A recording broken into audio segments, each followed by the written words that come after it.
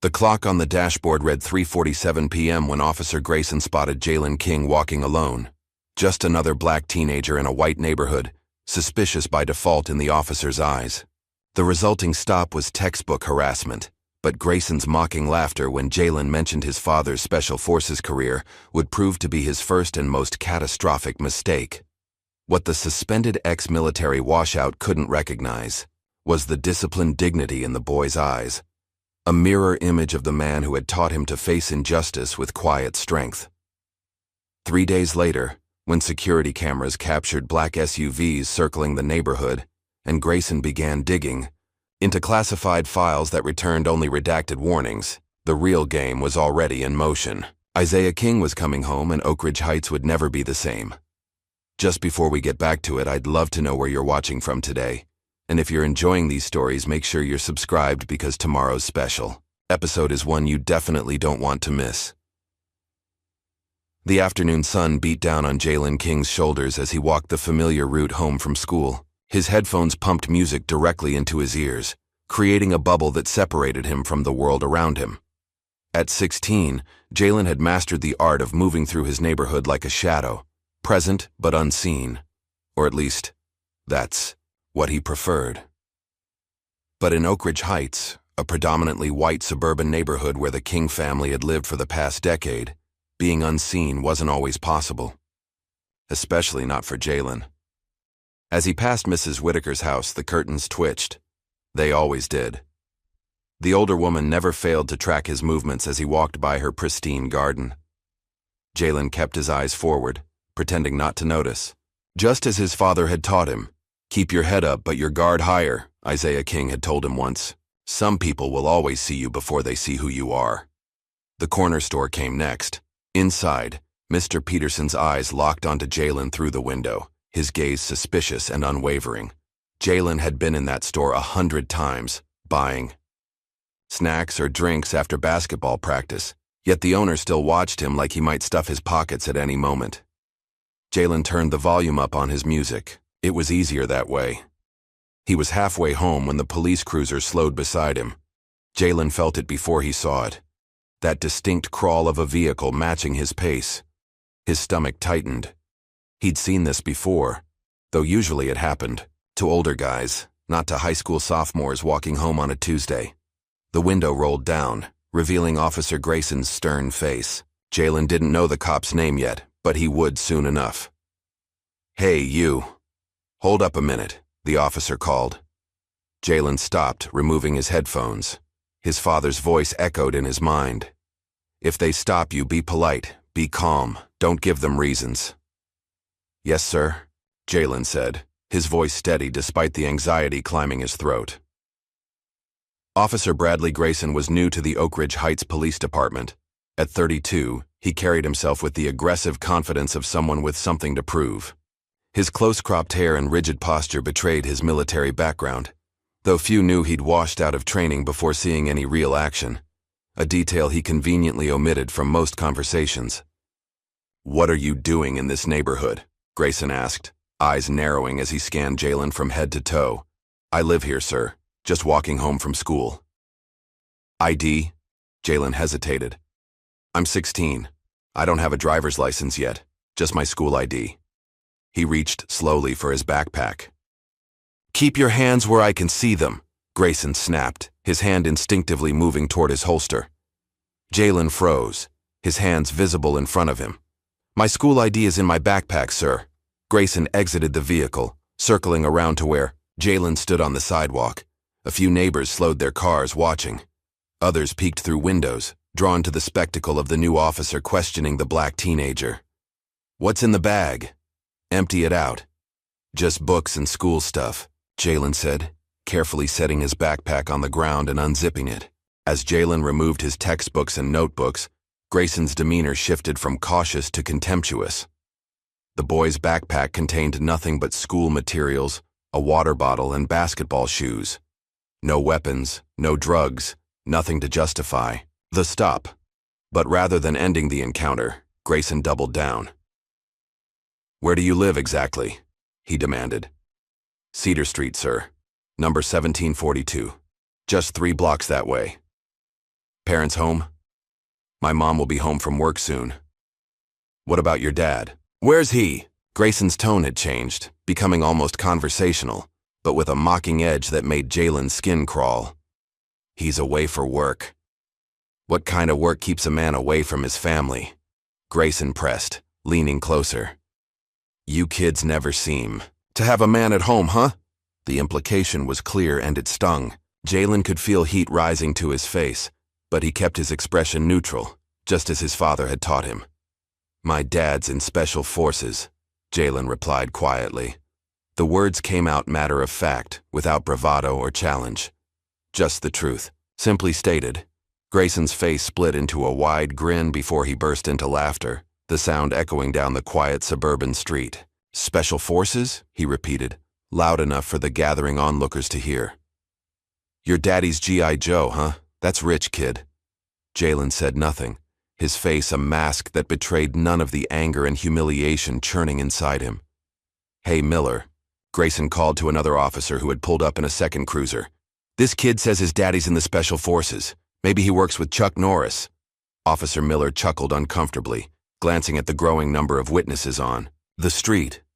Unnoticed by either officer, a girl about Jalen's age stood half hidden behind a tree across the street. Maya Thompson, a classmate of Jalen's, had her phone out, recording the encounter. Her finger hovered over the stop button several times, but something told her to keep filming. Listen, G.I. Joe Jr., Grayson said, stepping closer to Jalen. Next time you want to make up stories, pick something believable. I was in the military. I know what real soldiers look like. Jalen remained silent, his eyes steady but not challenging. He knew better than to talk back to a cop, especially one who seemed determined to provoke him. Get your stuff and move along, Grayson finally said, apparently bored with the lack of reaction. And stay out of trouble.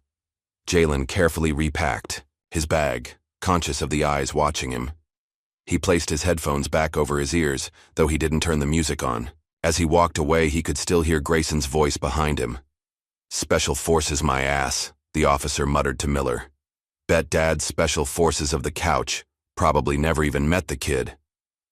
Jalen kept walking, his steps measured and calm despite the storm inside him. He didn't look back, didn't give them the satisfaction of seeing how deeply the officer's words had cut. As Grayson returned to his cruiser, he paused, a thought forming. Hey, Miller, you know anything about a Special Forces guy living in this neighborhood? Miller shrugged. Not that I've heard of. This King kid. I'm curious now. Find out who his dad really is, would you? Sure thing, Miller replied, though his tone suggested he had no intention of following through on what seemed like a petty request. But Grayson wasn't letting it go. Something about the kid's calm confidence had gotten under his skin. Jalen hadn't backed down or shown fear, and that bothered Grayson more than he cared to admit. As Jalen disappeared around the corner, Maya Thompson slipped her phone into her pocket and hurried away in the opposite direction, the video safely recorded. She didn't know what she would do with it yet, but something told her it might be important. Grayson watched the street for a moment longer, then got back into his cruiser. He had a new mission now. Find out the truth about Isaiah King. The front door of 1742 Cedar Street closed quietly behind Jalen as he stepped inside the modest two-story home.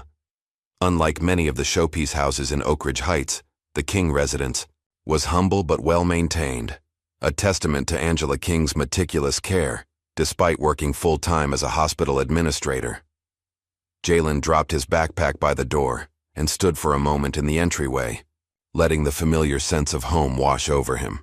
Lemon furniture polish, the faint hint of the jasmine candles his mother loved, the lingering aroma of last night's dinner. The walls of the living room held a careful selection of family photos.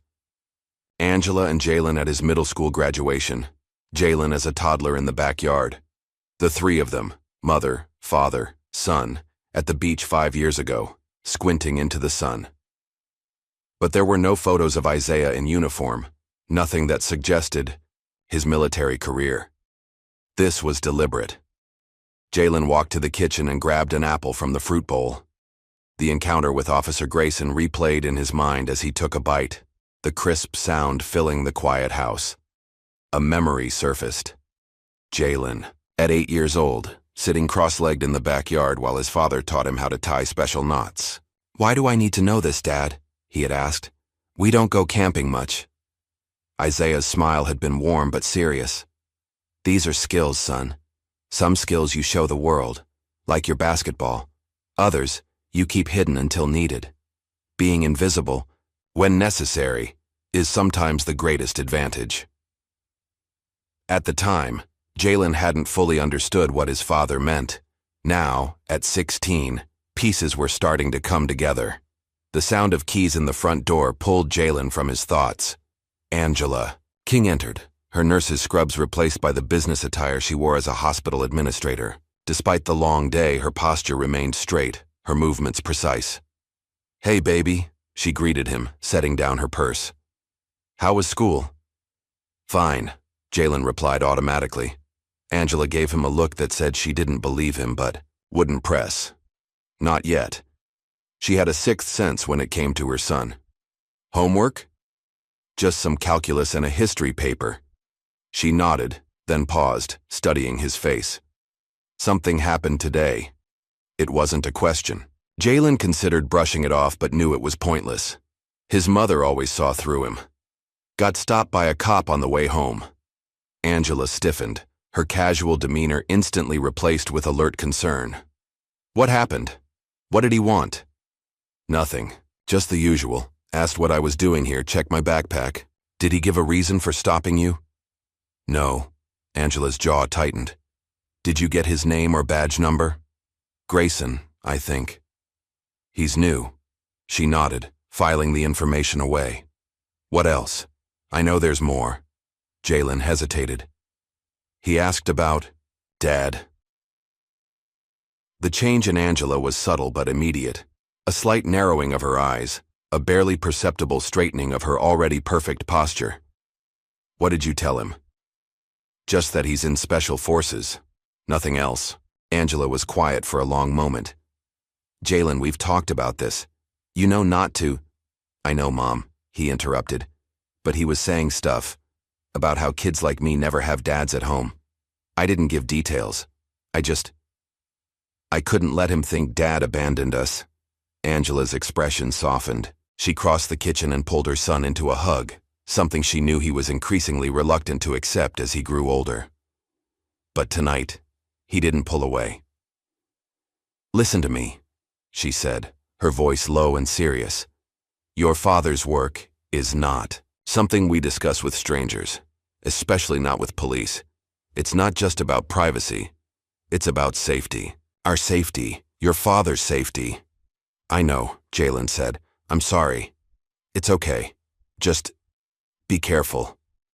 This Officer Grayson, if he asks again, just say your dad works in government consulting, nothing more." Jalen nodded, though he wondered why the mundane cover story was necessary if his father's work was legitimate. Later that night, as Jalen worked on his history paper, his phone buzzed with a text from Maya Thompson. They weren't close friends, more like acquaintances who shared a few classes, but her message was direct. "Need to talk to you tomorrow about what happened after school." Jalen stared at the message, wondering how Maya knew about his encounter with Grayson. He typed back a simple "okay" and set his phone aside, unease settling over him like a fog. The next morning at school, Maya found him before first period, pulling him aside near the band room where few students gathered. "I saw what happened yesterday," she said without preamble. "With that cop." Jalen's expression remained neutral. So it was messed up. The way he talked to you." She hesitated, then added, "I recorded some of it."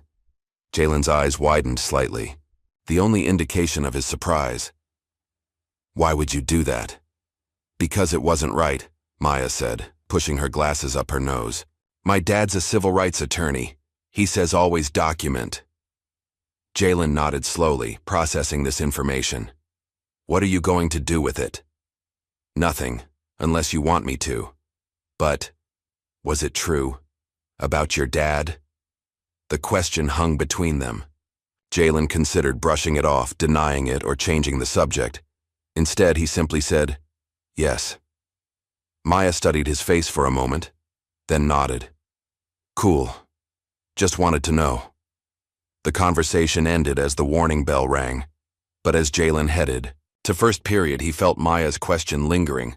Was it true about his dad? Yes, but even Jalen didn't know the full extent of what that meant. Word spread fast at Oak Ridge High. By lunchtime, somehow, people knew about Jalen's confrontation with Officer Grayson. As he sat alone at his usual table, Tyler Wilson and his friends approached.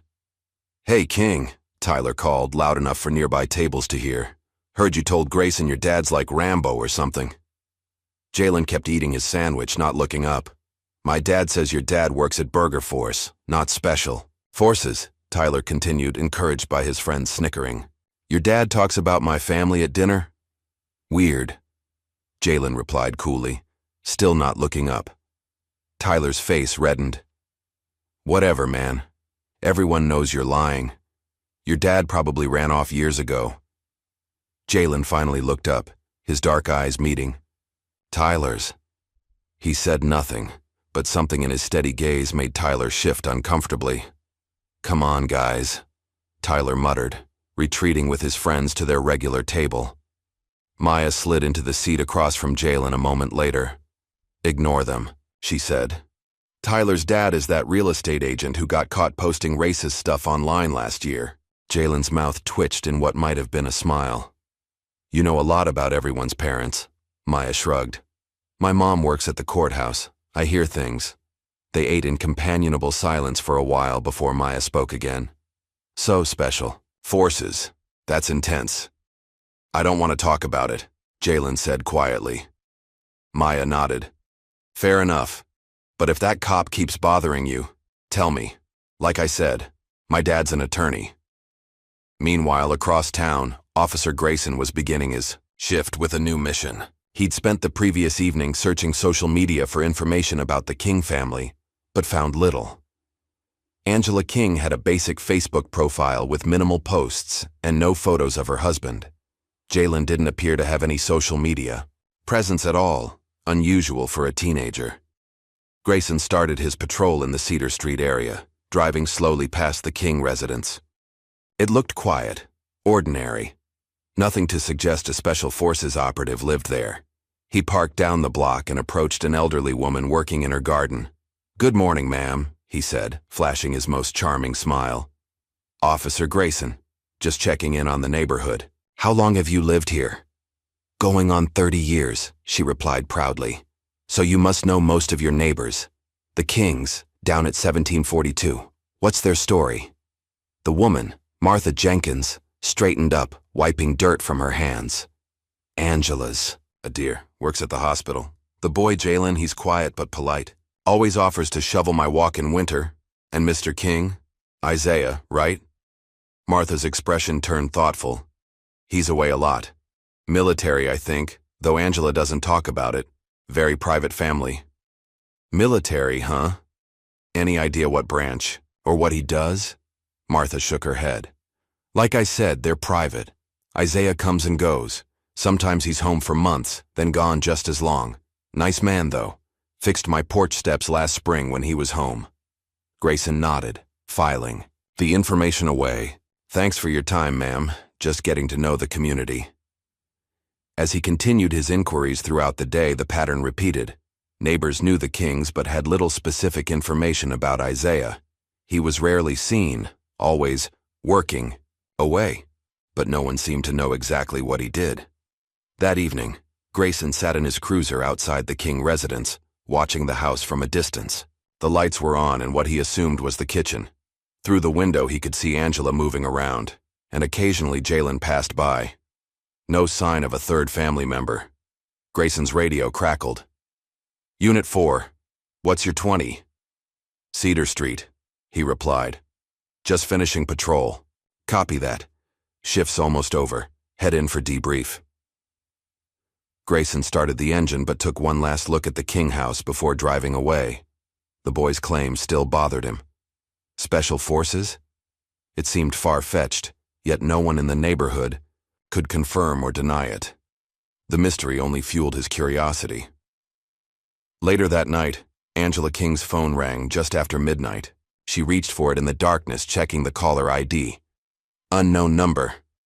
She hesitated, then answered. Hello? Silence. No breathing, no background noise, just emptiness. Hello? She repeated more firmly. The line went dead. Angela sat up, in bed, fully awake now. It was the third such call this week. She checked that her bedroom door was closed, then reached for her secure phone, a separate device kept hidden in her nightstand. She sent a text to a number saved only as I. Another row. Call, same pattern. The response came seconds later. Noted, Protocol 7. Angela deleted both messages, returned the phone to its hiding place, and tried to go back to sleep. But her mind raced with worry. 16 years of careful living, of guarding their family's secrets, and now this new officer was asking questions. It wasn't a coincidence. The next day, Officer Grayson sat at his desk in the police station, coffee in hand, scrolling through database records. He'd found basic information on Angela King: employment history, driver's license, property taxes. All normal. Jalen's school records showed he was a good student with no disciplinary issues. But Isaiah King was proving more elusive. Grayson had basic confirmation that Isaiah existed: marriage license, joint property ownership with Angela, listed as father on Jalen's birth certificate. But his employment history was vague, and when Grayson attempted to pull his military file, he hit an unexpected roadblock: classified clearance required. What the hell? Grayson muttered, staring at his screen. Problem? Asked Sergeant Wallace, passing by his desk. Grayson quickly switched screens. No, sir. Just researching something. After Wallace moved on, Grayson returned to the database. The classified designation could mean many things. Isaiah could be a military contractor, intelligence analyst, or any number of roles that required security clearance. But it didn't necessarily confirm special forces.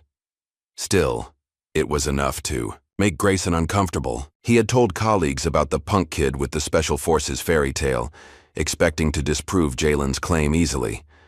Now, he wasn't so sure. That evening, Grayson returned to Cedar Street in his personal vehicle, a black Dodge Charger with tinted windows. He parked a block away from the King residence and settled in to watch. It was after 11 when the lights in the house finally went out. Grayson waited another hour before slipping out of his car and making his way toward the property. He stayed in the shadows, moving with the confidence of someone who believed, himself unobserved. His plan was simple: get a closer look, maybe peek in the windows, see if there was any evidence of Isaiah King's presence or absence. What Grayson didn't realize was that he was being watched. 3 houses down, in a darkened room, a figure observed Grayson's approach through specialized optics. When the officer crept into the King's side yard, the figure lifted a secure phone and spoke quietly. As at midnight, we have activity at the King residence. Local police, plain clothes, unauthorized surveillance. Identity confirmed as Officer Bradley Grayson. A pause then. Understood. Continue monitoring only. The figure returned to the window, watching as Grayson crept around the King house, peering into windows, testing the back door. Eventually, the officer retreated to his vehicle and drove away. Only then did the figure send a final message. They're sniffing around the King residence. Protocol escalation recommended. The response was immediate and brief. Acknowledged. Informing Ghost. As Grayson drove home, satisfied with his reconnaissance though he had learned little, he had no idea that his actions had triggered a response far beyond the quiet suburban neighborhood of Oak Ridge Heights. No idea that the name Isaiah King was now being discussed in secure facilities where few had clearance to enter. No idea that he had just stepped into shadows far bigger than he could imagine. Dawn broke over Oak Ridge Heights with a silence that belied the growing tension in the neighborhood. Officer Bradley Grayson sat in his cruiser, parked a block away from the King residence. He'd been there since 5 a.m., operating on little sleep and fueled by a mixture of coffee and obsession. The King's house remained quiet, curtains drawn. No movement, no sign of life. Grayson checked his watch. He was officially off duty, having ended his shift an hour ago. What he was planning wasn't department procedure. It crossed lines, but he couldn't let go of the nagging feeling that Jalen King's claim about his father was more than just a teenager's defense mechanism. He waited until Angela's car pulled out of the driveway. She wore scrubs today, an early hospital shift. 20 minutes later, Jalen emerged, backpack slung over his shoulder, headphones in place. Grayson sank lower in his seat as the boy walked past, headed for school. The house was empty now. Perfect. Grayson circled around to the back of the property, keeping to neighbors' tree lines to avoid being seen. The King's backyard was modest but well-maintained. A small wooden shed stood near the back fence. Grayson tried the door. Locked. He glanced around quickly, then removed a small tool from his pocket. The lock was basic, and it took only seconds to manipulate it open. The door swung inward with a soft creak. Inside, the shed was orderly. Garden tools hung from hooks on one wall. A lawnmower sat in the corner. Shelves held various household supplies. Nothing suspicious, nothing unusual. Grayson felt a flicker of disappointment. Then his eyes caught something. Behind a stack of terracotta pots on the highest shelf, the corner of a box was visible. Standing on his tiptoes, Grayson carefully pulled it down. The metal box was old and dented, secured with a small padlock. Grayson examined it, weighing his options. Breaking a second lock would be harder to explain if caught. Instead, he took out his phone and photographed the box from several angles, then reached to return it to its hiding place. As he stretched upward, the box slipped slightly from his grasp, and the lid shifted. It wasn't locked after all. The padlock was there but not secured. Grayson hesitated only briefly before opening it. Inside were a few items, some foreign currency, a small notebook filled with what looked like code or shorthand, and underneath it all, a photograph. It showed a younger Isaiah King in desert camouflage uniform, standing beside 3 other men whose faces were partially shadowed. Isaiah's face was half in shadow too, but his eyes were clear and piercing, staring directly at the camera with an intensity that made Grayson uncomfortable. No insignia or identifying markings were visible on the uniforms. No indication of where or when the photo was taken. Grayson quickly photographed everything, then carefully returned the items exactly as he'd found them. He replaced the box on the shelf and left the shed, making sure to lock the door behind him. Back in his car, Grayson studied the photos he'd taken, zooming in on Isaiah's face. There was something in those eyes that bothered him. A hardness, a knowing look that seemed to stare right through the camera at whoever might view the photo years later. "Who the hell are you really, Isaiah King?" Grayson muttered. Later that morning, Angela King stormed into the police station, her hospital ID still hanging around her neck. Her normally composed demeanor was replaced with barely contained fury as she approached the front desk. "I need to file a complaint," she stated, her voice controlled but firm. Officer Jenkins looked up. "What seems to be the problem, ma'am?"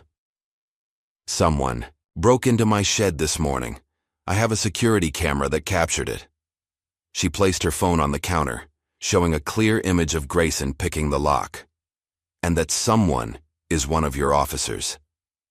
Jenkins's eyes widened as he recognized Grayson on the screen. "Ma'am, I'll need to get the sergeant." "I know exactly who he is," Angela continued.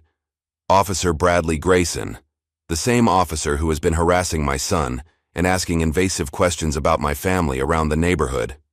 Sergeant Wallace emerged from his office, drawn by the commotion. "What's going on here?" Angela repeated her complaint, showing him the security footage. Wallace's expression darkened. "Mrs. King, I want to assure you we take this very seriously. Please come into my office so we can take your formal statement." An hour later, Angela left the station with a copy of her complaint and a case number. Sergeant Wallace promised a full investigation, but she hadn't missed the way his demeanor changed when she mentioned Isaiah's name. Something in his eyes, recognition perhaps, or caution. That evening, as Angela recounted the events to Jalen, her phone buzzed with a text. She checked it, then frowned. "What is it?" Jalen asked. "Nothing," she said, a bit too quickly. Just work. But it wasn't work. The message read simply, "Complaint filed has been flagged. Stand by." No signature, no explanation needed. Angela deleted it immediately. Meanwhile, across town, Maya Thompson sat at her computer, fingers flying over the keyboard. What had started as curiosity about Jalen's dad had turned into a deep dive into military forums and declassified mission reports. Maya had always been good with computers, better than most adults realized. She navigated through archived news reports, public military records, and specialized forums where veterans gathered to share sanitized versions of their experiences. It had taken days of searching, but finally she found something. A passing reference in a redacted mission report. Extraction team led by King successfully retrieved the asset despite heavy opposition. And then, in a forum post by a retired Marine, when they sent in the silencers, we knew it was serious. Those guys were ghosts, in and out before anyone knew they were there. Another reply mentioned Operation Silencer as one of the most classified units in recent military history, with much of their work still heavily redacted decades later. Maya leaned back in her chair, processing this information.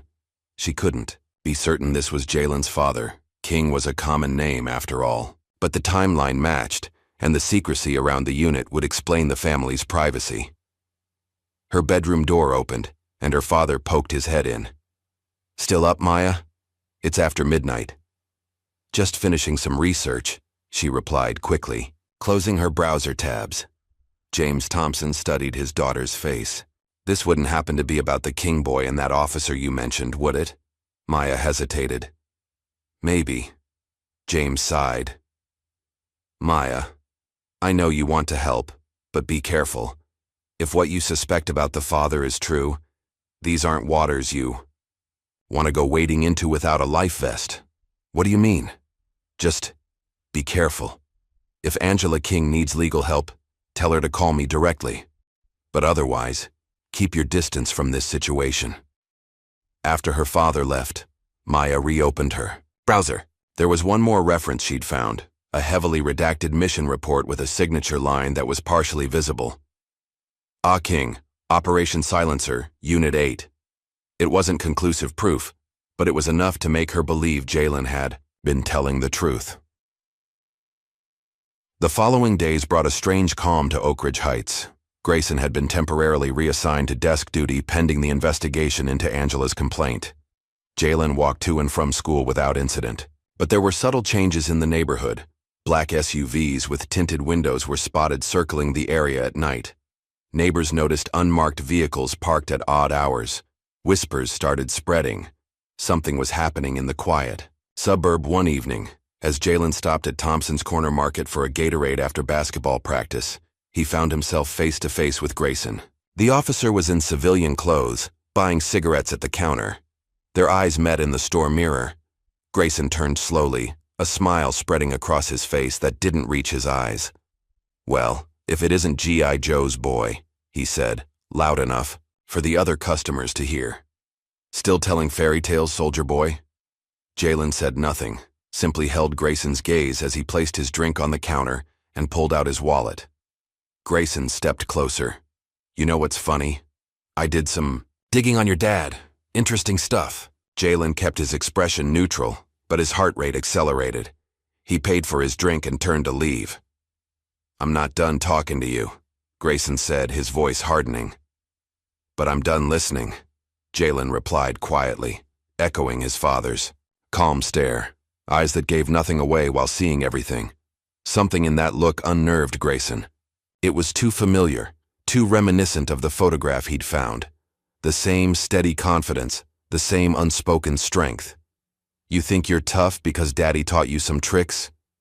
Grayson stepped even closer, invading Jalen's personal space. "Let me tell you something, kid. Your dad's not who you think he is. Men like that, they're not heroes. They're just good at killing." Jalen didn't flinch, didn't step back. "Are we done here, sir? I need to get home." The lack of reaction only frustrated Grayson more. He wanted to provoke the boy, to see him lose control. But Jalen remained composed. his dignity intact despite the public humiliation. The store owner, Mr. Thompson, cleared his throat loudly. "Everything okay over there?" "Fine," Grayson muttered, finally stepping back. "Just catching up with a local troublemaker." Jalen walked out of the store, feeling Grayson's eyes boring into his back. Once outside, he took a deep breath, steadying himself. His father's words echoed in his mind. "Control the things you can control. Your reactions are yours alone." The next day, Jalen was playing basketball with friends at the public court when police cruisers pulled up, lights flashing. Officer Grayson emerged from the first vehicle, followed by two other officers. "Jalen King," Grayson called out, striding onto the court. "You need to come with us." The game stopped. Everyone turned to stare. "What for?" Jalen asked, the basketball still in his hands. "There was a disturbance reported. Witnesses say you were involved." "What disturbance?" "I've been here for the past hour." Grayson approached, handcuffs already out. "Don't make this harder than it needs to be." Jalen's friends protested. "He didn't do anything. We've all been right here." But Grayson wasn't interested in their testimonies. This was personal now, a power play meant to put Jalen in his place. To prove that Grayson was in control, "Turn around, hands behind your back," Grayson ordered. Jalen complied, knowing resistance would only escalate the situation. As the cold metal closed around his wrists, he remembered his father's words once more. "In a room full of wolves, become the quiet storm." Maya watched from across the street, recording everything on her phone. This time, she was live streaming it to her private social media account, where her father could see it.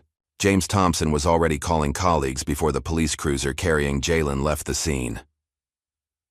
At the station, Jalen sat alone in a holding room. Not technically an interrogation room. He hadn't been charged with anything specific yet, but the message was clear. Grayson wanted him to sweat. Angela arrived at the station in a tornado of controlled fury. "Where is my son?" she demanded at the front desk. "Jalen King. An officer brought him in from the basketball court about an hour ago." The desk sergeant checked his computer. "He's being held pending investigation of a disturbance." "What disturbance?" "My son was playing basketball with friends. I have multiple witnesses. Ma'am, you'll need to speak with the arresting officer." "Then get him. Now. And I want to see my son immediately." "That's not possible right now. Officer Grayson is processing." "Officer Grayson?" Angela's voice sharpened. "The same officer who is currently under investigation for breaking into my property.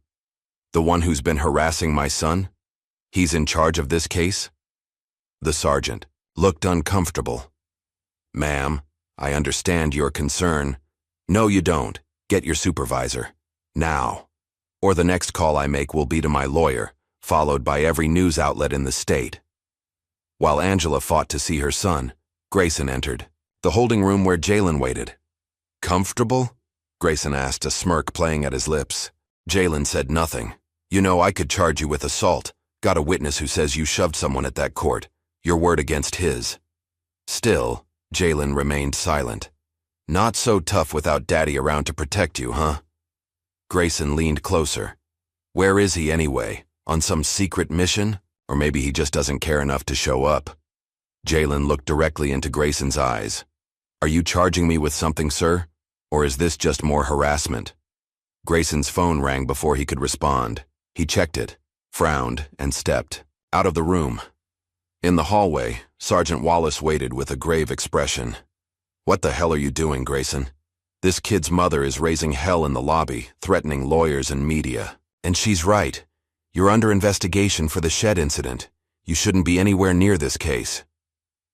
"The kid was involved in a disturbance. I was responding to a call." "What call?" "There's nothing in dispatch about any disturbance at the basketball court," Grayson faltered. "I received information from a confidential source." "Bullshit," Wallace snapped. "This ends now. The kid goes home with his mother, and you're suspended, effective immediately. Turn in your badge and gun." "You can't do that. This isn't about the kid. There's something going on with the father. Something big." I'm telling you, Isaiah King isn't who he claims to be. Wallace's expression changed subtly. All the more reason to back off, Grayson. Trust me on this. You're in waters too deep for swimming. As they argued, a strange quiet fell over the station. The usual chatter of radios and phones seemed to dim. Officers at their desks straightened almost imperceptibly. Eyes shifted toward the entrance. Through the front doors walked a man of average height with a military straight posture. Dressed in jeans, boots, and a simple gray t-shirt, there was nothing particularly remarkable about his appearance. But something in the way he moved, deliberate, aware, controlled, commanded attention. Isaiah King had arrived. Isaiah King moved through the police station with the quiet confidence of someone completely at home in hostile territory. He didn't rush, didn't raise his voice, didn't make unnecessary movements.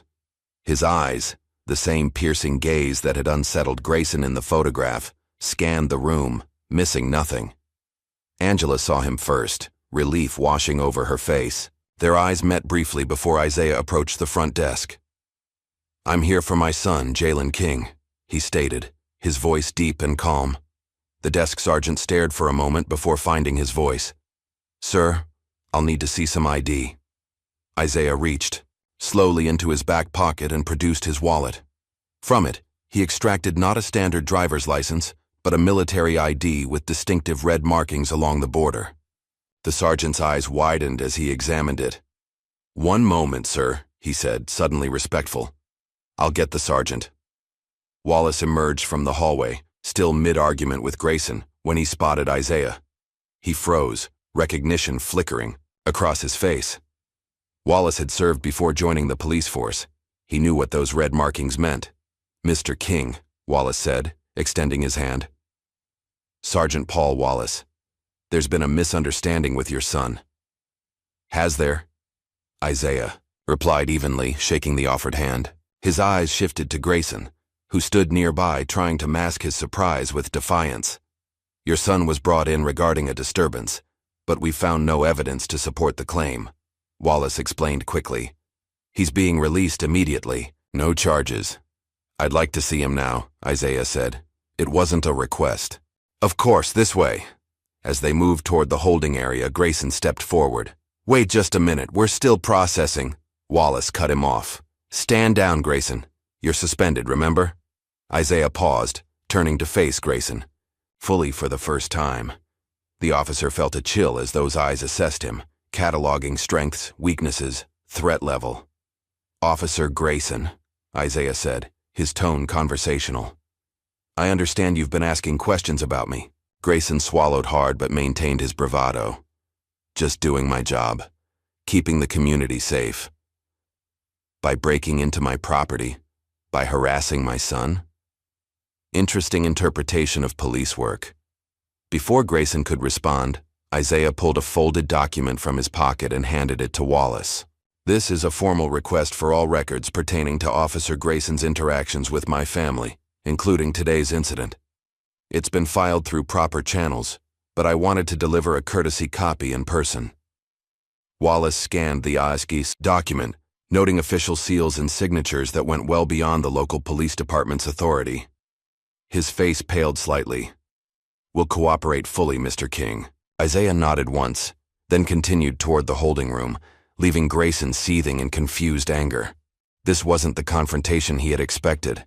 No threats, no raised voices, just the quiet deployment of authority that Grayson couldn't begin to understand. Jalen looked up as the door opened, expecting to see Grayson again. Instead, his father stood in the doorway. For a moment, the 16-year-old's composure cracked. Relief, love, and a hint of worry crossed his face before he controlled his expression again. "Dad," he said simply. Isaiah crossed the room in 3 strides and placed a hand on his son's shoulder, a gesture more powerful than a hug would have been. "You okay?" Jalen nodded. "I'm good. Let's go home." As they left the holding room, Angela joined them, forming a protective triangle around their son. The Kings moved through the station like a single unit, eyes forward, dignity intact. Grayson watched them go, frustration building inside him. This wasn't over. He'd been publicly humiliated, his authority undermined. Something about Isaiah King set off every alarm bell in Grayson's head. The man was dangerous. He was sure of it. After turning in his badge and gun, Grayson sat in his car in the station parking lot, hands gripping the steering wheel until his knuckles turned white. The suspension meant he no longer had official access to police resources, but he still had contacts, favors he could call in. That evening, while the King family gathered at their kitchen table for the first meal together in months, Grayson was hunched over his home computer, fingers flying over the keyboard. He had a friend in military records, someone who owed him. It took several calls and the promise of future favors. But finally, he got what he wanted. Access to a restricted database. Isaiah King's name brought up a file, most of it blacked out. But there was enough. His service record showed deployments to locations Grayson had never heard of, during time frames that didn't match known operations. And there it was, blinking at the top of the screen. Active classified operative. Not retired. Active. Grayson sat back, running his hands through his hair. What the hell had he stumbled into? And more importantly, what was an active classified operative doing living in a suburban neighborhood in Oak Ridge Heights? At the King residence, after Jalen had gone to bed, Isaiah and Angela sat in the living room, voices low. "How bad is it?" Angela asked. "Manageable," Isaiah replied. "For now. But this Grayson, he's unpredictable, dangerous in his ignorance. He broke into our shed. Found your box." Isaiah nodded. "I know. It was a test. The lock was deliberately left open. Nothing in there gives away anything important. And the photo? Just enough to make him curious without revealing anything specific." Angela shook her head, a small smile playing at her lips despite the situation. "You were testing him even then. I needed to know what kind of man we're dealing with. Now I do.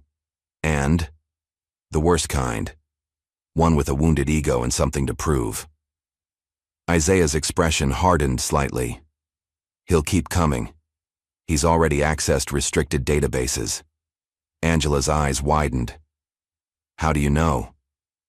"Because I was notified. The moment he did. That's protocol. What happens now?" Isaiah was quiet for a moment. "Now we wait. See what he does next. The team is in place. He's being watched." "And Jalen? He was arrested today, Isaiah, in front of his friends, because of this man's vendetta." "I know. And Officer Grayson will learn that was a mistake." Isaiah's voice remained calm, but there was something in his tone that would have made Grayson's blood run cold. "You've stepped into shadows bigger than you know." Meanwhile, as Grayson finally left his house late that night, headed to a bar to drown his frustration and plot his next move, he didn't notice the car parked 2 blocks away, didn't see the high-powered optics tracking his movement, didn't hear the soft voice speaking into a secure communication device. Through the scope, crosshairs centered briefly on Grayson's chest before moving away. "He's poked the wrong ghost," the observer murmured, lowering the device. "And he doesn't even know it yet." The nondescript truck rolled slowly along the outskirts of Oak Ridge Heights, headlights off, moving with deliberate purpose through the darkness. It was just past midnight when Isaiah King parked at the edge of town, beneath the shadow of an old oak tree. He sat motionless for several minutes, eyes scanning the surrounding area, checking and rechecking for anomalies or signs of surveillance. This was protocol, ingrained after years of operations in places where a single mistake meant death. Though he was home now, in quiet suburban America, those instincts remained razor-sharp. Especially tonight. Isaiah had arrived earlier than planned. The incident with Jalen's arrest had accelerated his timeline, forcing him to cut short his mission overseas. Few people understood what Isaiah actually did for a living. Even fewer knew the importance of the work he'd just left unfinished to protect his family. After confirming the area was secure, Isaiah emerged from the truck. He wore simple clothes, jeans, a dark jacket, boots, nothing that would draw attention. His movements were fluid and silent as he made his way through a series of backyards and side streets, avoiding main roads and security cameras. Isaiah had mapped every approach to his home years ago when they first moved to Oak Ridge Heights. He knew every blind spot, every potential vantage point, every escape route. Not because he was paranoid, but because he was thorough. He paused at Mrs. Jenkins' garden, remembering how she'd told Officer Grayson about their family, not maliciously. The elderly woman had always been kind to them, but people rarely understood the danger of casual conversation. The King house was dark, except for a small light in the kitchen. Isaiah approached from the rear, entering through a side door with a key few knew existed. He moved through the house silently, knowing exactly which floorboards would creak and avoiding them instinctively. Angela was waiting in the kitchen, a cup of tea growing cold between her hands. She didn't startle when he appeared. After 16 years of marriage to a ghost, she'd grown accustomed to his silent arrivals. "You're early," she said softly, rising to embrace him. "Had to be," Isaiah replied, holding her tightly for a moment before stepping back to look at her. "Where is he?" "Upstairs, asleep." Angela studied her husband's face, reading the subtle signs of fatigue and tension that others would miss. "How bad is it?" "Complicated." Isaiah moved to the refrigerator, pouring himself a glass of water. "The mission was nearly complete when I got word about what happened here. I had to hand it off to Miller and Jackson." Angela nodded, understanding the significance. Isaiah rarely abandoned operations. For him to do so meant he considered the threat to his family serious. "They'll contain the situation," Isaiah continued, "but my early departure raised flags. Questions will be asked.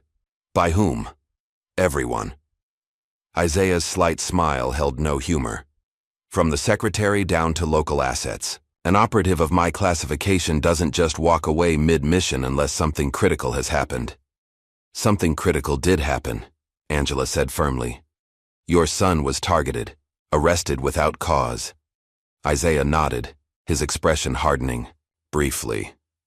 "Yes, and Officer Grayson will learn what that means."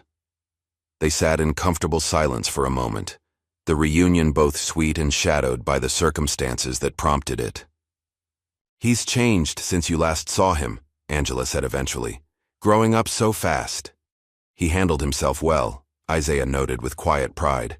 "Stayed calm, didn't escalate. Just like his father." Isaiah smiled, a genuine one this time. "I should go up, see him." "He'll be happy you're home," Angela said, squeezing his hand. "Even under these circumstances." Isaiah moved silently up the stairs, pausing outside Jalen's door. He listened to his son's steady breathing for a moment before quietly opening the door. Jalen lay asleep, one arm thrown over his face. Isaiah stood watching him, struck once again by how quickly children grow. His work had taken him away too, often left too many gaps in his son's life. Yet somehow, Jalen had become a young man any father would be proud of, dignified, controlled, principled. As if sensing his father's presence, Jalen stirred, his eyes opening slowly. For a moment he stared at the figure in his doorway, then sat up quickly. "Dad?" "Hey, son." Isaiah moved into the room, sitting on the edge of the bed. "Sorry to wake you." In the dim light from the hallway, Jalen studied his father's face. There were new lines around his eyes, a fresh scar near his temple. But his presence was unchanged, solid, reliable, powerful in its quietness. "You're not supposed to be back for another month," Jalen said. "Plans changed." Isaiah placed a hand on his son's shoulder. "Heard you had some trouble." Jalen looked down, a hint of shame crossing his face. "I shouldn't have told that cop about you being in Special Forces. Mom always said—" "You did nothing wrong," Isaiah interrupted firmly. "The officer targeted you because of who you are, not what you said." Jalen nodded slowly, processing his father's words. He wouldn't stop. Kept pushing, asking questions about you. "I know. And now he's facing consequences for his actions." "Are you in trouble? For coming back early?" Isaiah smiled slightly. "Nothing I can't handle." They talked for nearly an hour, father and son reconnecting after months apart. Isaiah spoke of patience, of legacy, of the discipline required to face injustice, without becoming it, not lecturing but sharing one generation to another. The hardest battles, Isaiah told him, are fought with restraint, not rage. Remember that.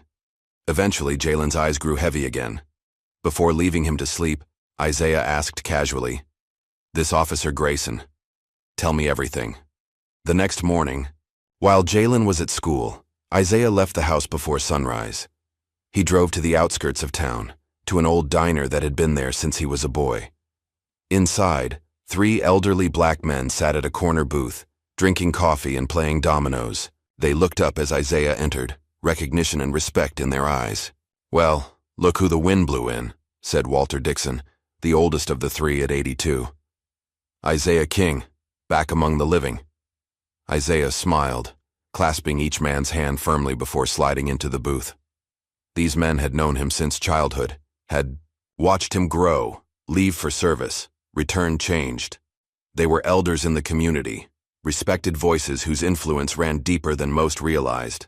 "Just passing through," Isaiah said, accepting the coffee the waitress brought without having to order. "Heard your boy had some trouble with that new officer," said James Wilson, a retired postal worker who knew everyone's business. "Grayson, right? Bad news, that one." Isaiah nodded. "Seems to have developed an unhealthy interest in my family." The third man, Reverend Thomas Baker, studied Isaiah carefully. "You didn't come here just to catch up, son. What do you need from us?" Isaiah had always appreciated the Reverend's directness. "Information, community eyes. Grayson's been suspended, but that won't stop him. I need to know if he makes any moves." The 3 men exchanged glances, a silent communication forged through decades of friendship. "Consider it done," Walter said finally. "We'll put the word out, quiet-like." "Thank you." Isaiah sipped his coffee. "And the rest of the town?" "What's the temperature?" "Mixed," Reverend Baker replied honestly. "Some folks were upset about how your boy was treated. Others," he shrugged. "Some things don't change," Isaiah observed. "Some do," James countered. "When you left here 20 years ago, a black family couldn't even live in Oak Ridge Heights. Now your son walks those streets. Not always easy, but possible." Isaiah nodded, acknowledging the truth in James's words. "Progress comes slow, but it comes," Reverend Baker agreed. "Now tell us about this Special Forces business. Always knew you were doing something serious, but you never did share details." Isaiah smiled. "And I still won't. But I promise, when this is over, we'll have a proper talk." As Isaiah left the diner, he felt a familiar comfort in reconnecting with the men who had helped shape him. He had left Oak Ridge Heights as a restless teenager, frustrated by its limitations and prejudices. He'd returned now and then over the years, but always briefly, always partly in shadow. Few knew he'd been quietly watching over his hometown all long. Meanwhile, Officer Bradley Grayson sat in his apartment, surrounded by printouts, notes, and empty coffee cups. His suspension had only fueled his obsession. The humiliation of having his badge and gun taken, in front of the Kings no less, burned like acid in his stomach. But Grayson believed he was close to something big. The partial file he'd accessed showed Isaiah King wasn't just some ex-military guy with an attitude. He was active, classified, connected to operations Grayson couldn't even find references to, the kind of operative whose very existence was denied in official channels. "Why here?" Grayson muttered, staring at the sparse information he'd gathered. "Why live in a place like this if you're some elite government asset?" The question had consumed him for days. His working theory: Isaiah King was dirty, running some kind of operation right under everyone's noses, using his classified status as cover. It was the only explanation that made sense to Grayson's suspicious mind. He picked up his phone, dialing a number he'd called multiple times already. "Daily Tribune," answered a tired voice. "Frank, it's Grayson again.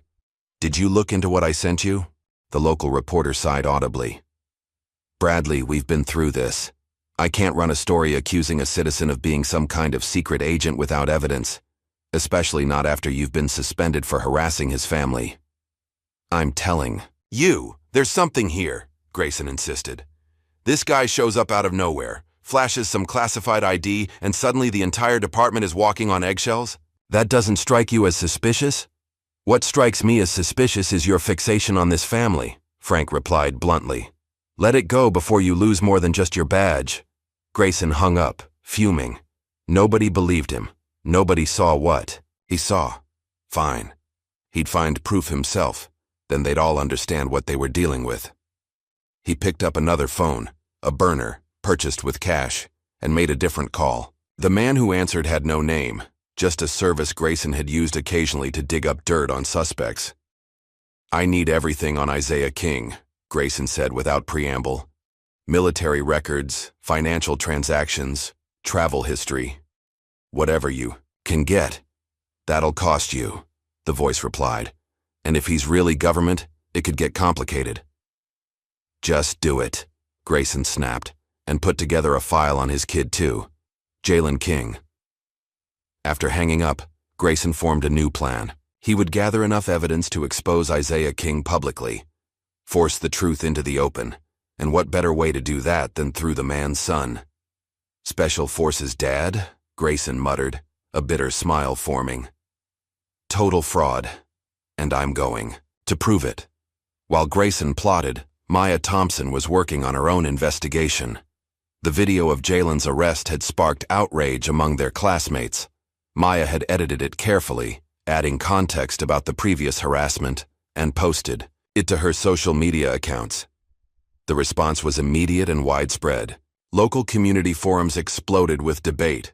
Some defended the police, others expressed outrage at the clear targeting of a black teenager. And then, strangely, military forums began to light up with cryptic comments. One caught Maya's attention. Isaiah King? If it's who I think it is, that officer has no idea what he stepped into. The comment came from a verified account belonging to a retired Army colonel with connections to special operations. Maya screenshotted it before it was deleted hours later. As the online storm brewed, Isaiah visited the police station, calmly identifying himself at the front desk. Not to make threats or demands, but simply to introduce himself properly to the department leadership. Chief Williams welcomed him nervously in his office. Mr. King, I want to assure you that Officer Grayson's actions do not reflect our department's policies or values. I understand, Isaiah replied, his tone neutral.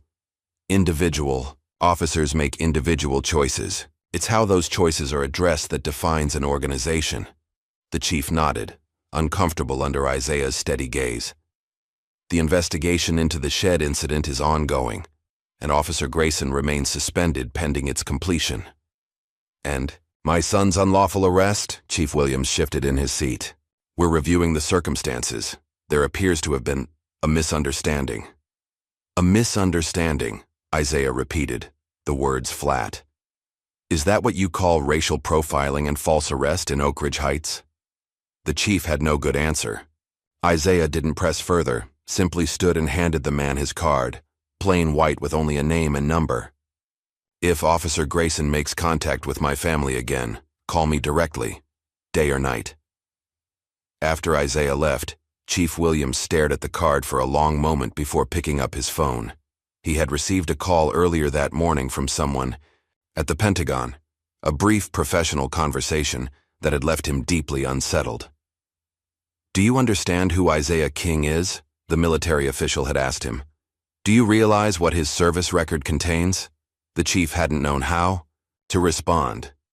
Now, looking at the simple white card, he wondered just what kind of storm was brewing in his quiet town. Officer Bradley Grayson crouched in the darkness, watching the King residence through night vision binoculars. Behind him, 4 other men waited, off-duty officers who shared his suspicions and resentments. This wasn't an official police operation.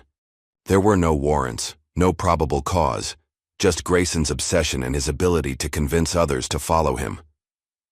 Remember, we're just gathering intelligence, Grayson whispered. No confrontation. We get in, document whatever we find, and get out. The others nodded, adjusting their tactical gear, equipment borrowed from the department without authorization. All carried sidearms, though Grayson had insisted they were only for protection. Target's house is dark, one officer murmured. Looks empty. Intel says they're at a school event until 9, Grayson replied. Gives us about an hour. What Grayson didn't know was that his intel, a casual conversation overheard at the grocery store, had been deliberately staged. The Kings were not at any school event. The house was empty because Isaiah had anticipated exactly this move. As Grayson led his team across the rear lawn toward the house, hidden cameras tracked their movement. In a secure location 3 blocks away, Isaiah watched the feed on a laptop, his expression unreadable. Predictable, he murmured to an unseen companion. Exactly as expected. Grayson picked the lock on the back door with practiced efficiency, and the unauthorized raid began. The team moved through the house methodically, photographing rooms, searching drawers, checking for hidden compartments or safes. There's nothing here, one officer said after 20 minutes of searching. Just normal family stuff. This is a waste of time, Bradley.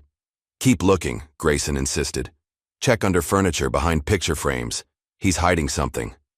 As the frustrated team continued their search, none of them noticed the small devices Isaiah had placed on their vehicles. While they invaded his home, he had disabled all 5 of their cars. Nothing dramatic, just subtle mechanical issues that would prevent them from starting. A message. A warning. When they finally left the house finding nothing incriminating despite their thorough search, the reality of their situation sank in quickly. My car won't start, the first officer reported, panic edging into his voice. One by one, each discovered the same problem. Grayson kicked his tire in frustration, the magnitude of their miscalculation becoming clear. They were stranded in tactical gear after illegally entering a home. He knew, Grayson realized, cold dread washing over him. Somehow he knew we were coming. As they debated their options, Isaiah made a single phone call from his secure location. Not to the police. That would have been the expected move. Instead, he contacted an old military friend who now worked at the Pentagon. It's King, he said simply. I need to call in that favor. The next morning, as Grayson and his accomplices dealt with the fallout of their failed raid, written reprimands, extended suspensions, possible criminal charges, Chief Williams received another call from Washington. This time, the message was crystal clear. The situation in Oak Ridge Heights had drawn attention at the highest levels. Your problem is about to get very public, the military contact warned. I suggest you get ahead of it before it buries your career. Isaiah's strategic response to the raid had been calculated for maximum effect with minimum force. He hadn't confronted Grayson directly, hadn't engaged physically, hadn't even called local authorities. Instead, he'd simply documented everything and let the system work. But Grayson, consumed by humiliation and desperate to salvage his credibility, made his most reckless move yet. The next day, he showed up at Oak Ridge High during lunch period. Without a badge or authority but still carrying the air of law enforcement, he approached Jalen in the crowded cafeteria. Jalen King, you're under arrest, he announced loudly, grabbing the teenager's arm. Students gasped and backed away. Teachers moved forward uncertainly. On what charge? Jalen asked calmly, though his heart raced. Obstruction of justice and interfering with a police investigation, Grayson improvised. Your father is under investigation for serious crimes, and you've been withholding information. It was completely fabricated, but Grayson was beyond reason now. In his mind, this public arrest would force Isaiah into the open, make him reveal whatever secrets he was hiding. Maya, seated nearby, immediately began live streaming. This is happening right now at Oak Ridge High, she narrated, her voice steady, despite her shock. A suspended police officer is attempting to arrest Jalen King without a warrant or cause. The video spread instantly, jumping from her social accounts to local news sites within minutes. As Grayson marched Jalen out of the school in handcuffs, a crowd of outraged students and confused teachers followed. The principal tried to intervene. Officer Grayson, you have no authority here. Release that student immediately. Stay out of this, Grayson snapped. This is police business. You're not active police, the principal countered. I'm calling the department right now. But Grayson was already pushing Jalen into his personal vehicle.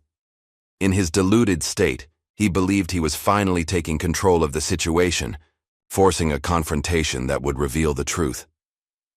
Within an hour, the Oak Ridge Heights police station was surrounded by protesters, students, parents, community members outraged by the video Maya had shared. Inside, Isaiah King walked through, the front doors alone, his demeanor calm but his purpose unmistakable. Chief Williams met him in the lobby, deeply uncomfortable. "Mr. King, I want to assure you this was not an authorized action. Grayson is acting completely outside our authority." "Where is my son?" Isaiah asked, his voice quiet, but carrying an edge that made everyone in the room straighten. "In the interview room with Grayson. We've sent officers to remove him and release Jalen, but..." Isaiah didn't wait for the chief to finish. He walked directly toward the interview rooms, his movement purposeful and unhurried. No one attempted to stop him. When he entered the room where Grayson was attempting to interrogate Jalen, the suspended officer looked up in surprise that quickly turned to defiance. "Perfect timing," Grayson said, a desperate smile stretching across his face. "Now we can get to the truth. What are you really doing in Oak Ridge Heights, King? Running ops? Using your family as cover?"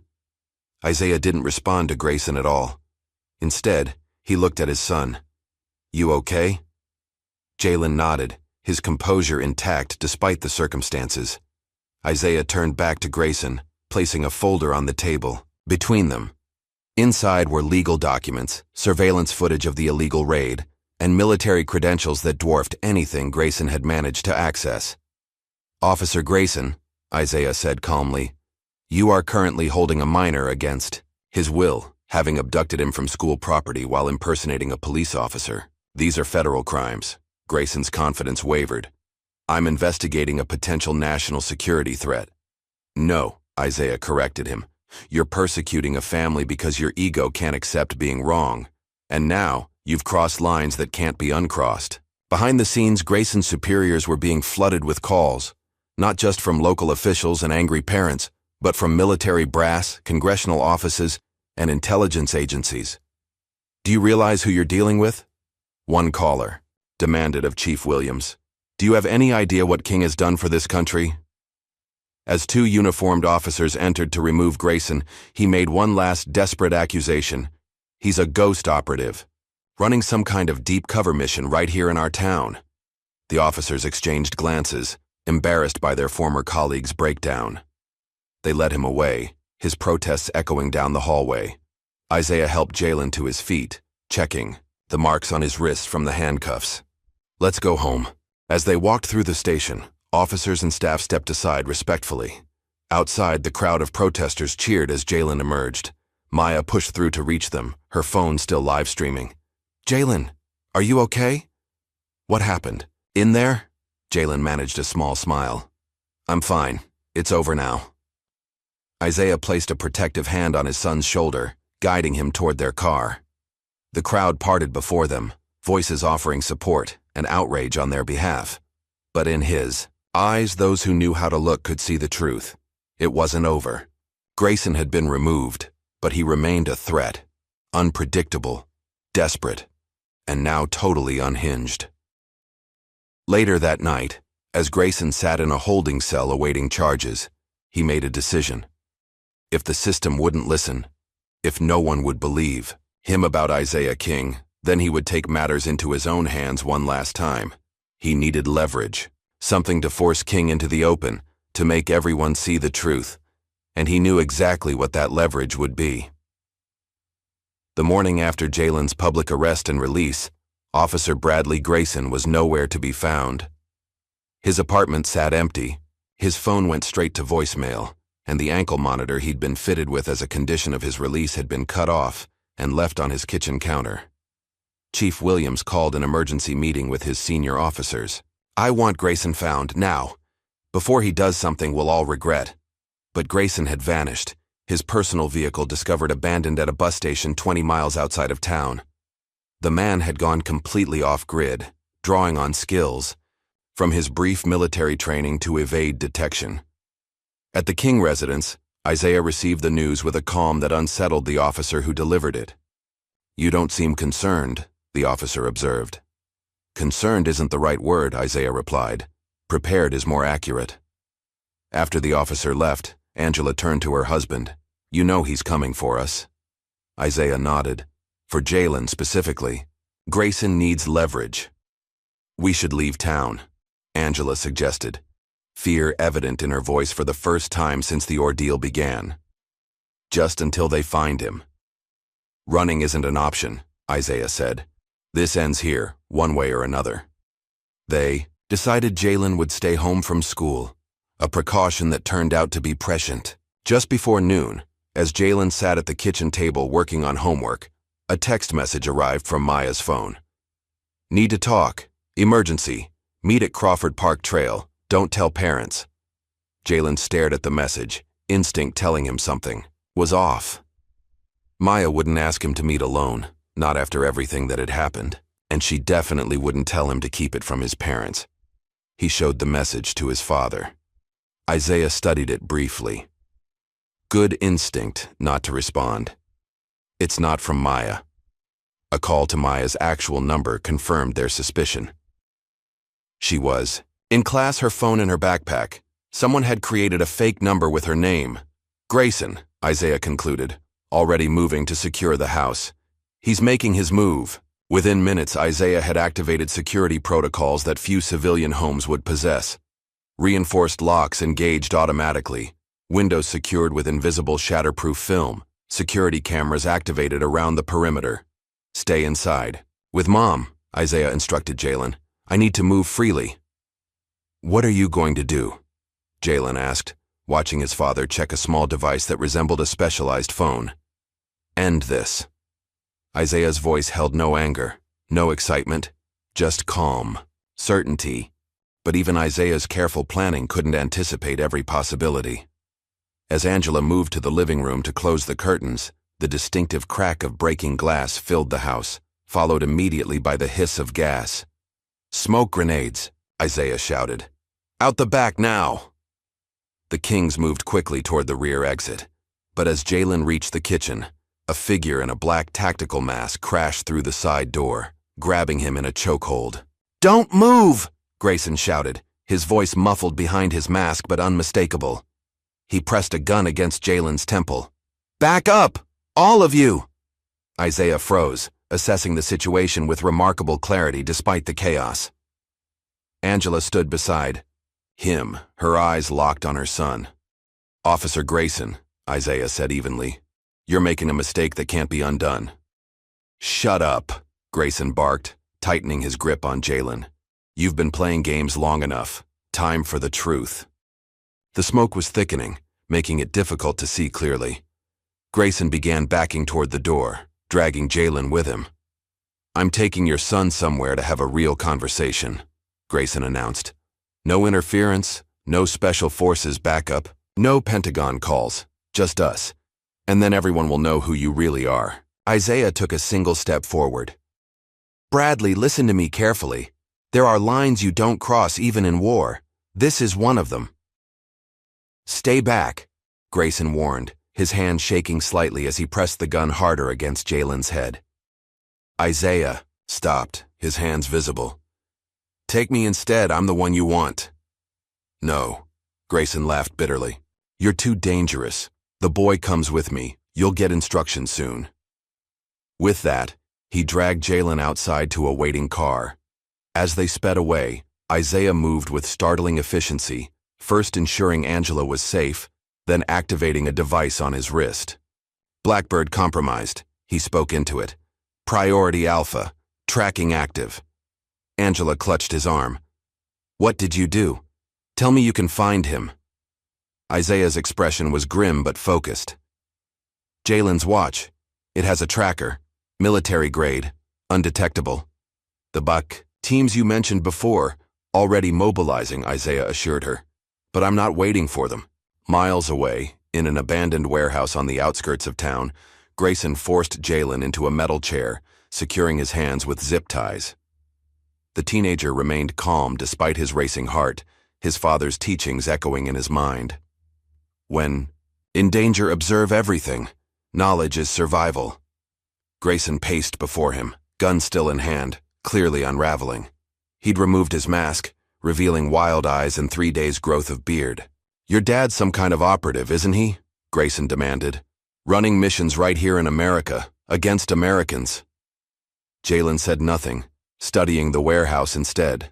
2 exits, high windows, concrete floor, a camera set up on a tripod. Grayson planned to record whatever happened next. "The silent treatment won't help you," Grayson warned, leaning close. "I know enough already.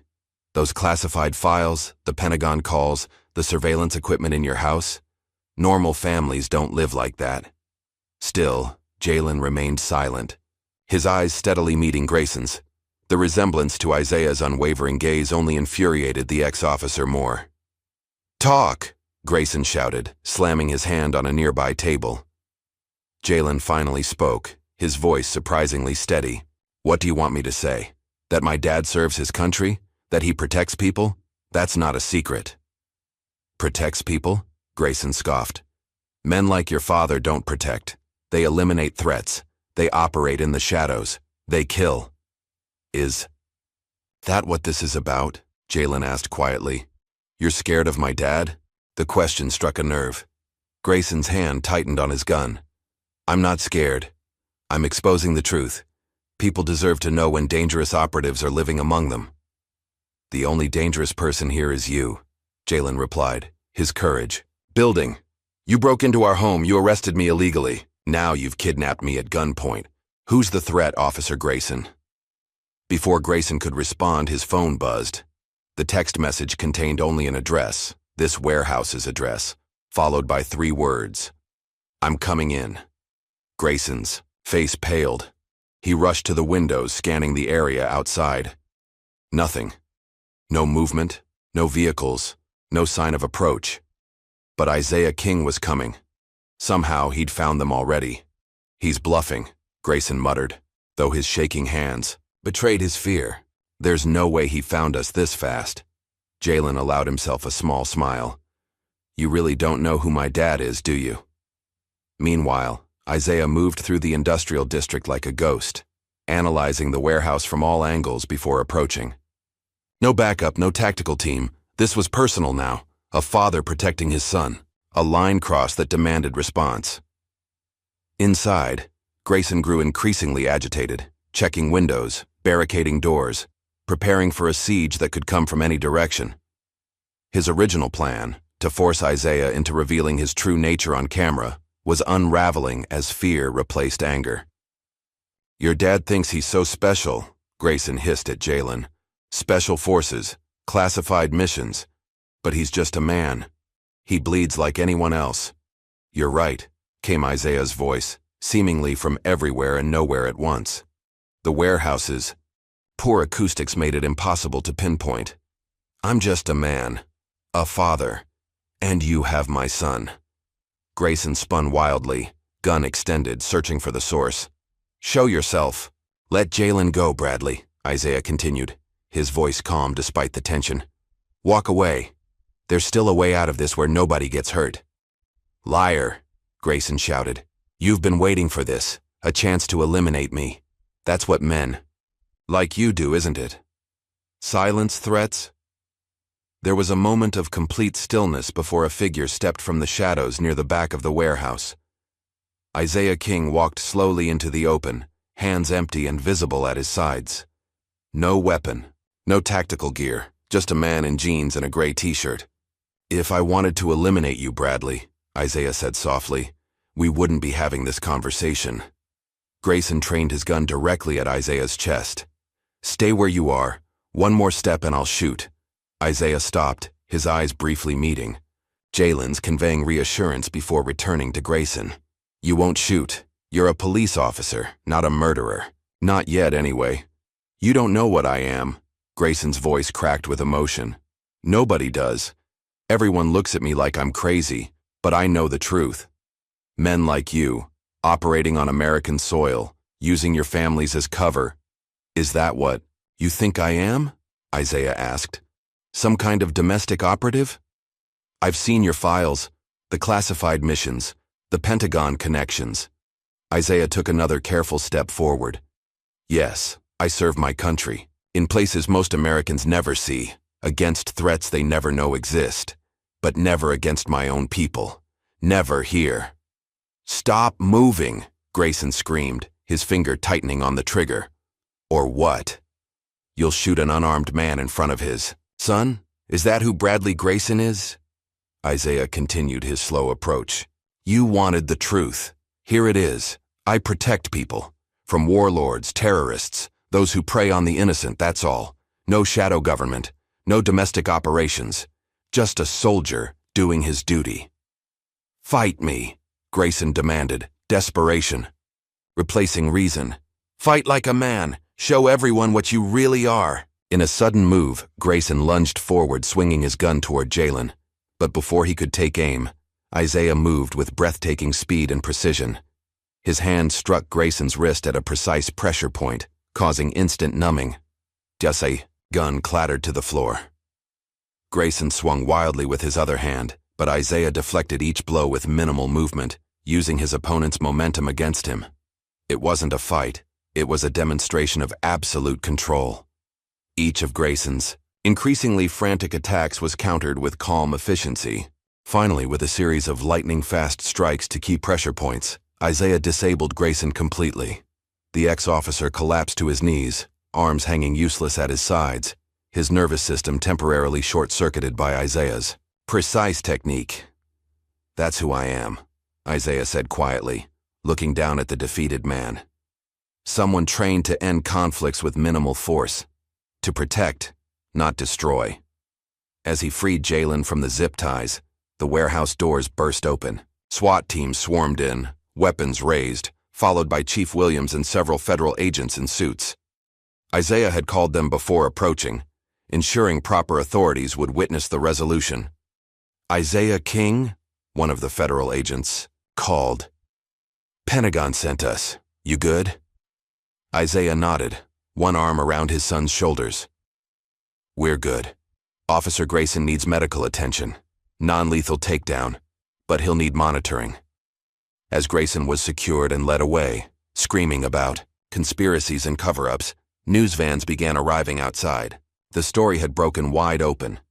Cameras captured the moment Isaiah and Jalen emerged from the warehouse, walking tall despite the ordeal, and in that moment, the full truth about Isaiah King, decorated veteran, classified operative, and above, all a father, began to emerge into the light.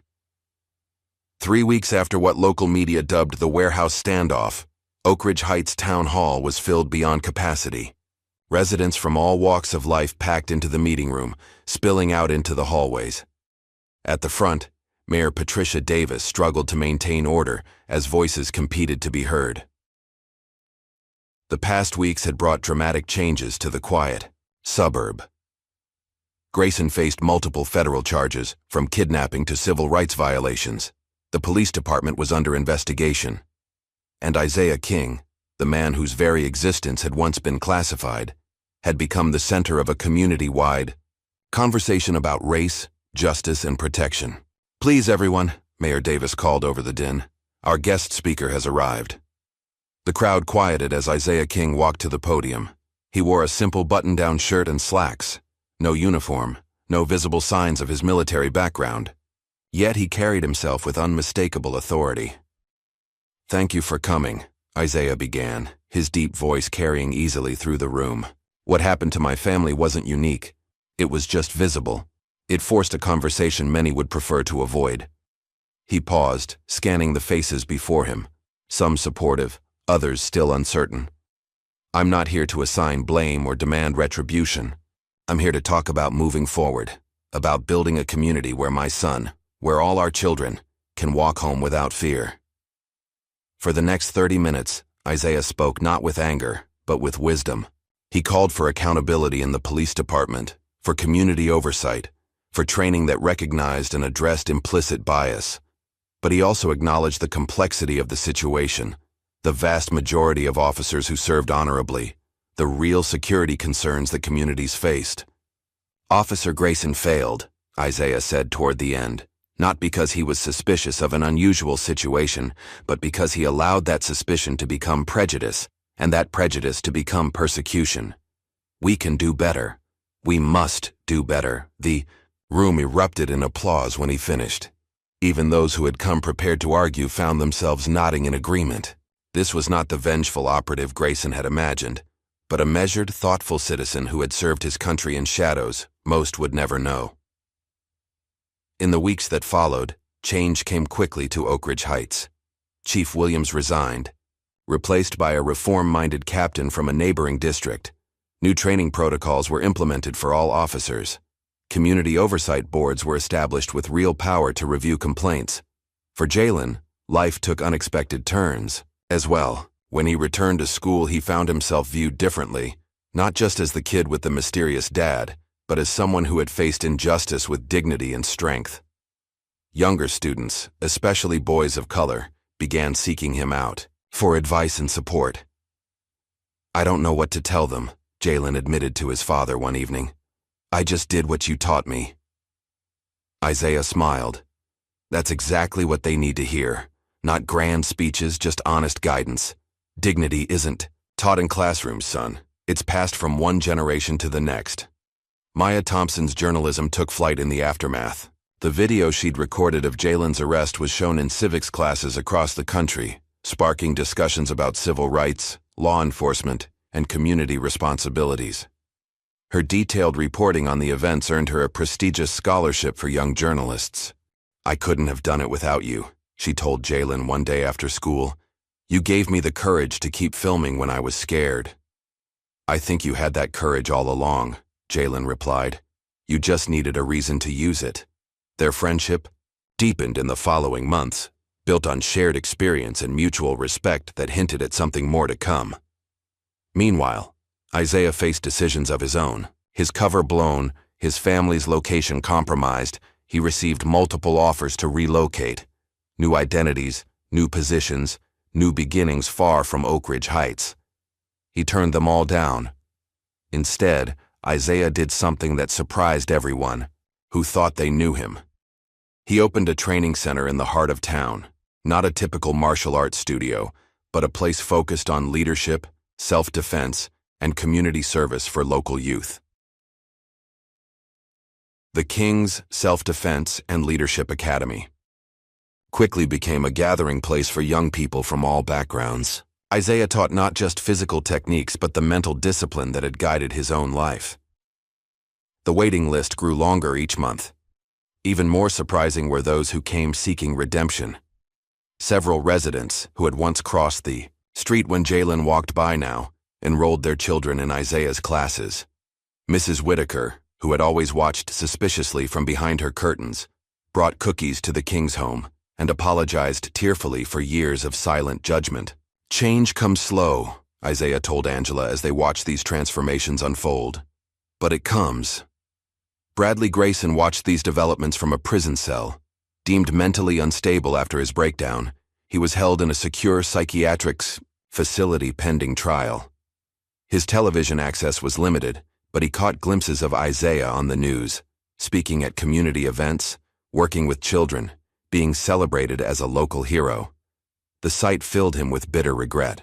In his distorted pursuit of truth, he had destroyed his career, his freedom, and his reputation. And for what? To expose a man whose true nature turned out to be exactly what his son had claimed, a dedicated soldier who served with honor. In Oak Ridge Heights, the story continued to evolve. The incident that began with racial profiling had sparked genuine soul-searching throughout the community. Difficult conversations about bias and privilege took place in living rooms and coffee shops. Old barriers began to crumble, slowly but surely. 2 months after opening his academy, Isaiah received an unexpected visitor. James Wilson, one of the elderly men he'd met at the diner, arrived with a small wooden box. "Found this in my attic," James explained, placing it on Isaiah's desk. "Thought you might want it for your students." Inside was a newspaper from 1968, its yellowed pages carefully preserved. The headline read, "Local Youth Breaks Color Barrier at Oak Ridge Academy." Below was a photo of a young black man in a military school uniform, James's older brother, who had died in Vietnam. "First steps are the hardest," James said, "but they make the next ones possible." Isaiah nodded, understanding the gift's significance. "I'll display it here," Remind them that what we're doing isn't new. It's continuing work that began long before us. Later that evening, as the King family gathered for dinner, Jalen shared news from school. Mr. Peterson asked if I'd speak at graduation about resilience and dignity. Angela smiled proudly. What did you say? I said yes. Dad always says real strength isn't loud. It's knowing who you are, even when nobody believes you. Isaiah looked at his son. No longer a boy, but a young man shaped by extraordinary circumstances. Whatever path Jalen chose, whatever future he built, it would be founded on the quiet strength that had carried him through these challenges. As they finished dinner, Isaiah's secure phone buzzed with a message. He checked it discreetly, then set it aside. Everything okay? Angela asked, recognizing the look in his eyes. Just checking in, Isaiah replied. Old friends making sure we're all right. The message had been simple. If you ever need us, we're still watching. A reminder that while this chapter of their story might be concluding, the broader world Isaiah operated in continued its vigilant rotation. Shadows and light, always in balance. For the Kings, life would never return to what it had been before. Their privacy was altered, their story now part of the community's narrative. But with that change came opportunity to transform a painful experience into something meaningful, to help build the world they wished to see. As evening settled over Oak Ridge Heights, Jalen walked outside to shoot some baskets in the driveway.